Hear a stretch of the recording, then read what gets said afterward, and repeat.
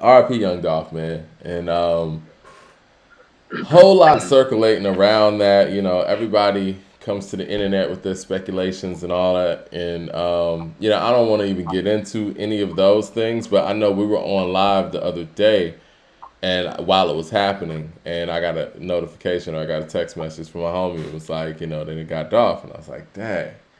I always hate having to report that stuff. You know what I'm saying? And I remember the first time that I think I really had to report something like that was with XXX Tentacion, and I know it was reported that he had gotten shot. I was hoping that he pulled through, and he didn't. Um, you just remember where you're at during those moments. And same thing with Nipsey. When I got notified of that, and I had to report that, actually it was a similar situation where it was a shooting at the marathon store, and someone was dead. They didn't identify who was dead yet, and it was people in our comment section saying that they had talked to a promoter that's close to this and this. So we were learning those things kind of before it was officially reported, and I just hate hearing about that's like the that's like the lowest part of the journalism sphere, having to report that stuff. And I don't know, man. It's unfortunate, man. It seems to be one of those things that's just singular to hip hop artists. Is that fair to say? So, I was on a thread with one of my friends, and he said something that really struck me and stayed with me. He said, man, he said, being a rapper is like, he's like, I don't know why anybody would even want to be a rapper anymore. He's like, it's so dangerous to be out here and to live this lifestyle this way. He's like, niggas just keep getting clipped off. Well, I don't know. I mean, I think that yes, maybe a certain type of rap music, because honestly, a certain type of rap music and imagery is definitely unique in its own in all genres. Like nobody's out here trying to gun down Lauryn Hill and the Fugees. You know what I mean? And another Well, I great mean, group that that's, we're talking about, yeah. Outkast, right? Like Big Boy can go any and everywhere he wants to, and always has been able to do so. And what I'm saying is the biggest thing in the world. You know what I mean? And so I think Yeah, that it's a it's a content thing. I mean, I hate to say it like that, and it's not faulting anybody, because obviously people are speaking on the ills of their environment and things that their environment reflects and things they see. But I think it's all of the promotion and the vibrato around it that creates that type of energy. You know what I mean? no, Mike, all of those things that you were saying are incorrect. And I don't want you to come off like you're being insensitive to the situation and what happened, because the things that you're saying are correct. So let's go ahead and get all No, those things I'm not. clear and No, stated. no, for real. Rest in peace. No, I don't want to come across as that No, easy. no, no, because Thanks I for no, no, no. I just don't clarifying want that. anybody watching this that may like jump in to take it that way. So like, I Right, just right, want to clarify it to make sure that that's not even going to be an issue at all. right. But here's what I do want to say is that there's just a line with certain things, Mike. Like I think back to something that a friend of mine that she told me in high school, and she was like, Coop, a real man resolves his differences with his words and with his hands.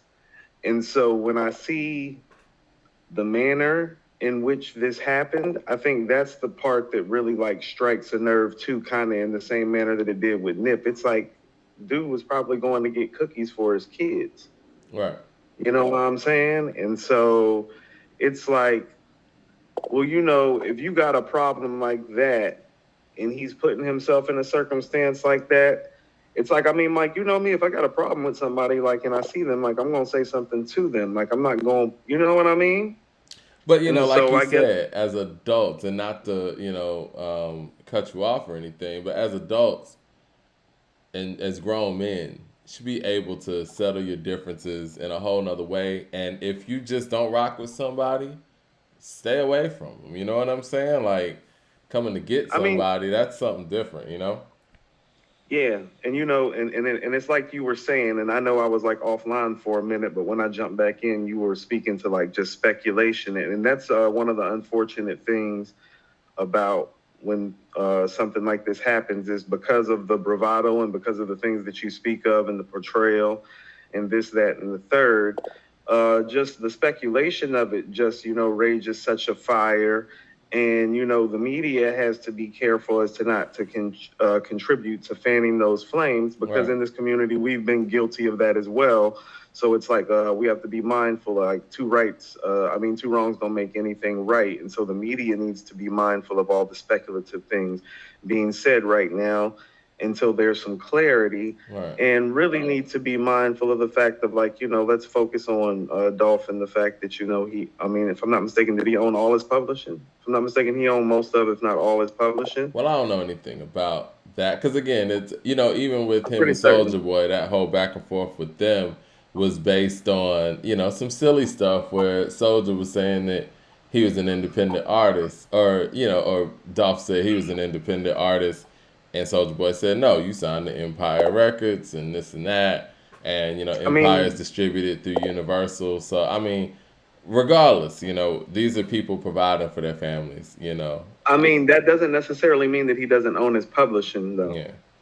The publishing conversation's always murky. You know what I'm saying? Like Right. people will say Right. because That's what I'm saying. That's actually kind even of like a recent, separate thing. yeah, even recently where Ashanti was out there saying that she owns her On masters re-record. and has to re-record. And it's like, no, that's not really what it is. But it's yeah, you own the re-recordings of it, or you're able to re-record your original recordings after a certain duration, but the ones that you own, excuse me, are the new versions of your re-recorded originals. But yeah, again, Right. all that stuff gets murky. So I don't know what Dolph owned in that way, but I heard he, again, internet stuff, and nothing's verifiable. But I heard he owned like 100 properties out there in Memphis. But regardless, I agree with what you're saying. Like we just have to watch ourselves in the fact that people get so excited about music, like songs like 100 Shots and stuff like that,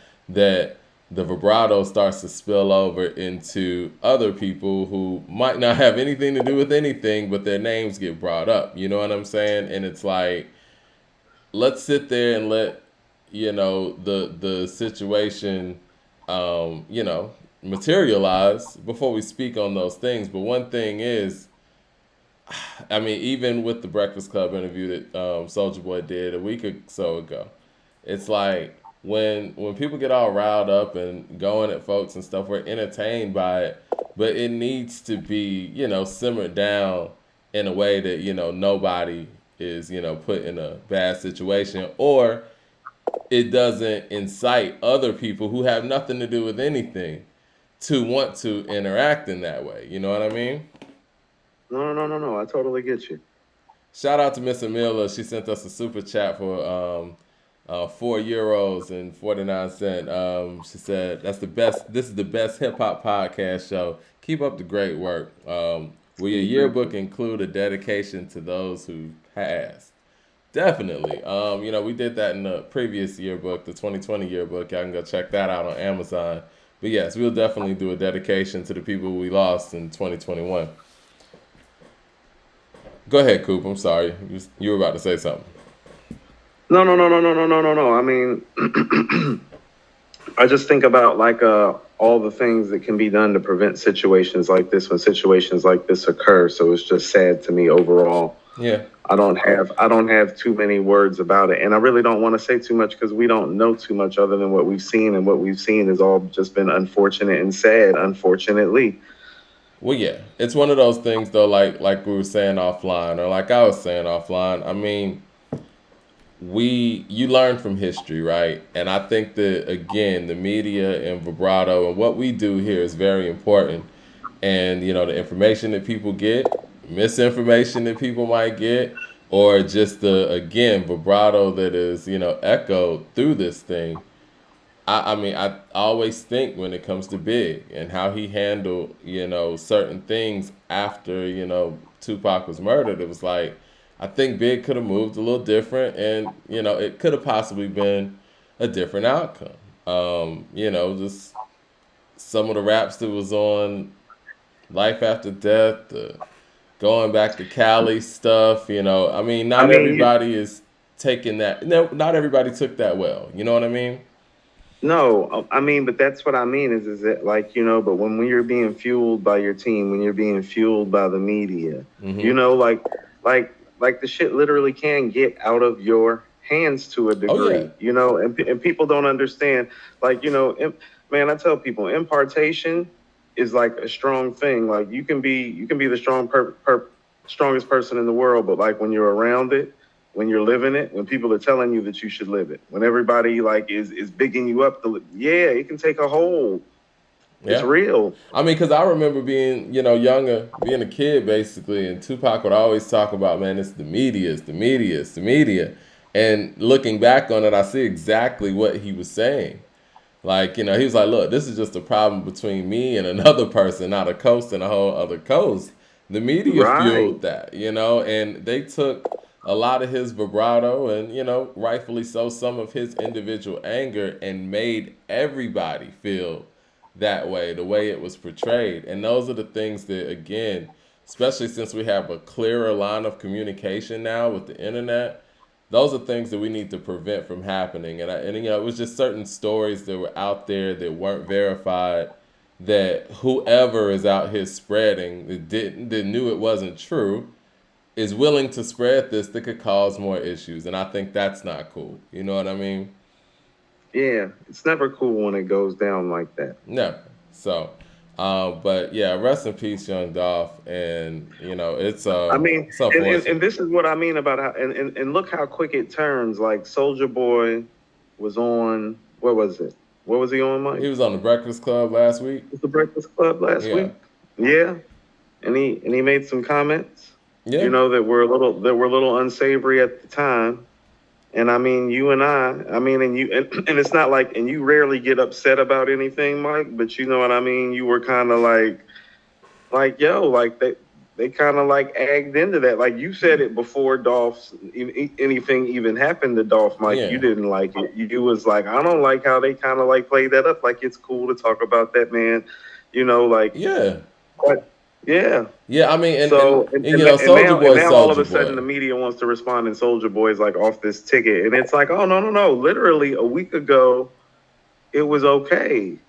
Yeah, You see what I'm yeah. saying? To talk How about problematic violence, it get? and make light of violence and all that stuff is cool in hip hop and in hip hop media and hip hop spaces until something happens for real. Yeah, You yeah. know. Like literally until something happened next week. You know what I mean? And then it's like, well, no, don't. I mean, because here's the thing about it: it's not like you can try to show like contrition now. Like we know how you really feel about it.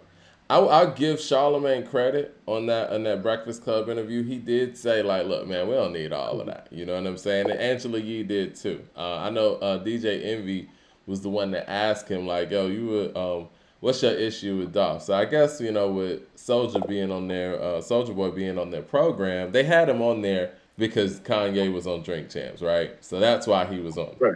And so they Right. were just going down the line of everybody he had an issue with and, his rants and all that stuff. And so, when he said his stuff about, See, Young but Dolph getting shot and all that, and it was like, okay, I mean, it was like, we don't need that, but it was kind of like, you know, this is what we got you here for, is this kind of energy anyway. You know what I mean? But this is what I mean about how it gets funny with the media real quick is that okay, so let's look at Soldier Boy right quick and unpack that. He's more known for going on these types of shows and making these wild sentiments true or untrue than he is even for his music now, isn't he? Yeah. That's the media that has fed in and fueled that character though now, haven't they? If he were to get on their program and give a regular interview with none of these hot takes or anything like that, He they would wouldn't be even be asked to disappointed. do the interview. Yes. No, he wouldn't even be asked to do the interview, Mike. He wouldn't even be there. And that's what I'm saying about how the media fuels certain things. So you even have to look at his behavior and his mannerisms and understands how he's fueled by the media to do that because of how they respond in kind and bring them on their shows continually, even though he really hasn't made any notable music in some time. You know, And he's a music artist, and and it's a music station, exactly. Well, you know the what? music Honestly, shows. let's keep it 100. And and I say this respectfully, and I think everybody knows this. The Breakfast Club built their following off of gossip and off of, having edgy interviews and things like that. So Soldier Boy is basically the prototype for how they built their following and their fan base in the first place. They've never been a music show, right? They Don't they play mostly music. interview musical artists though? They've I mean, what do you interviewed call them? musical Are they like artists. a culture show? Is it a culture piece? Yeah, and I guess as the show has gotten older, they've tried to make it evolve into this political commentary too, which is wild. But the root of the Breakfast Club is gossip. But in the core of the culture piece, like the hip hop community and music though, It is. like It is. So like even artists that whose music they're not gonna play or don't even really have music out there like that, they're gonna interview. They don't play not Iggy Azalea Banks music like that, but they know she be saying wild stuff. She turns up, so they have her on the show. You know what I'm saying? that's what I mean. So the media fuels her to do that. You know Yeah. what I mean? So she spends more time focusing on that personality than on the craft of making music because of the media. Well, I mean, Charlemagne now, I haven't even seen his talk show, but he's kind of he's starting to, well, not starting to. He's in the midst of rebranding himself as more of I guess a more of a positive figure. It kind of started with the whole mental health and everything that he jumped on with that. But and he did this beautiful diatribe about what happened to Young Dolph and his donkey of the day thing. Um, he gave the two people or the people involved in Young Dolph's murder donkey of the day, and he said a lot of great things about the community and hurt people hurting people and all of these things. But it's like at no point in that 8 minute diatribe did he sit there and say, we as journalists, we have a responsibility too. Because honestly, let's keep it real. This is how people actually see these artists when they're on your station. And I don't even want to go to, like, the music's the music. But they do hour and a half interviews with people, and these people say so much stuff. And so, like you said, I mean, there's a responsibility that comes with that. And they had that responsibility really a week ago. Yeah, that's what I mean. The Yeah. responsibility didn't change, but your tone and your behavior did. Yeah, and again, like I said, I will give him credit. Him and Angela Yee was like, "Yo, we don't need that, whatever, whatever," and they moved on. But But it's the still, but it's the overall so it's the overall spectrum that you create exactly, it's and the that you energy. let people. Yeah, it's well. I mean, I didn't want to use the term energy, but I guess that would be the quickest way to cut through it, Mike. It's the energy that you create within the spectrum that you created in that media outlet. You know what I mean? That you Yeah, take part of in this. Yeah. And I mean, and everybody has a part that they play. Like everybody's not going to be, I guess, for the culture, like people say that we are. Like, so, I mean, there's going to be gossip, Mike. Like, yeah, you know what I'm saying? and there's Like, a I market for get that that. in a healthy way. But Yeah, talking like I about get people that. getting shot and stuff is not healthy. But here's what I'm saying too, like, and we have to be more mindful of it in this sphere, just because it's like, oh, well, you know where a lot of these dudes is coming from. Like, you've been to Memphis before. Yeah, You know what Memphis is like. I've been to Memphis a couple times in the last couple years. You know what I'm saying? My nephew's up in Memphis. You know what I'm saying? yeah, And it's like, what type of environment a lot of these black men and women are coming from, and the type of people who are around them.